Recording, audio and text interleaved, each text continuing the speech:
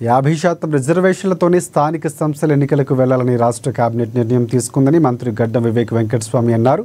పెద్దపల్లి జిల్లా పాలకుర్తి మండలం వేములూరు వెంకటేశ్వర స్వామి ఆలయంలో స్థానిక నాయకులతో మంత్రి వివేక్ వెంకటస్వామి పూజలు చేశారు.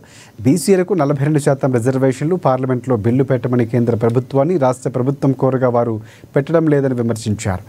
ఇక ఆ మేరకు రాష్ట్ర కేబినెట్ సమావేశంలో మొత్తంగా 50% రిజర్వేషన్లతోనే స్థానిక సంస్థల ఎన్నికలకు వెళ్తామని నిర్ణయించినట్లు మంత్రి తెలిపారు.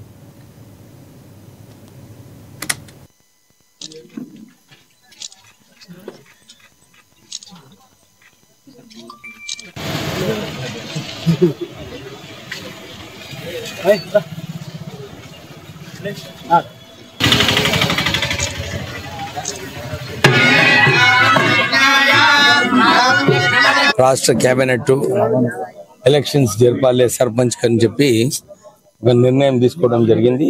50% రిజర్వేషన్స్ ఏదైతే సీలింగ్ సుప్రీంకోర్టు పెట్టిందో దాని ప్రకారంగా కండక్ట్ చేయాలి.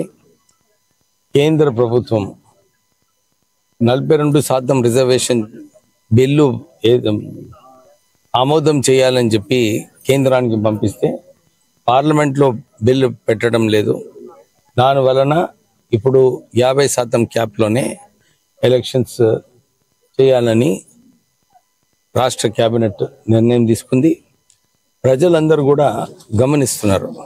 10 సంవత్సరాలు టీఆర్ఎస్ హయాంలో డబుల్ బెడ్రూమ్ ఇల్లు ఇస్తున్నారు, ఇవ్వలేదు. నిరుద్యోగ వృద్ధి ఇస్తున్నారు, ఇవ్వలేదు.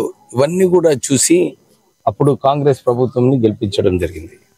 కాంగ్రెస్ పాలనలో వారు 6 గ్యారంటీలు, 200 యూనిట్లు ఫ్రీ పవర్, మహిళలకు ఫ్రీ బస్సు, 10 లక్షల రాజీవ్ ఆరోగ్యశ్రీ, 500 రూపాయలనే గ్యాసు, దాని తర్వాత సన్న బియ్యం ఇవ్వడము, కొత్త రేషన్ కార్డ్స్ ఇప్పించడం.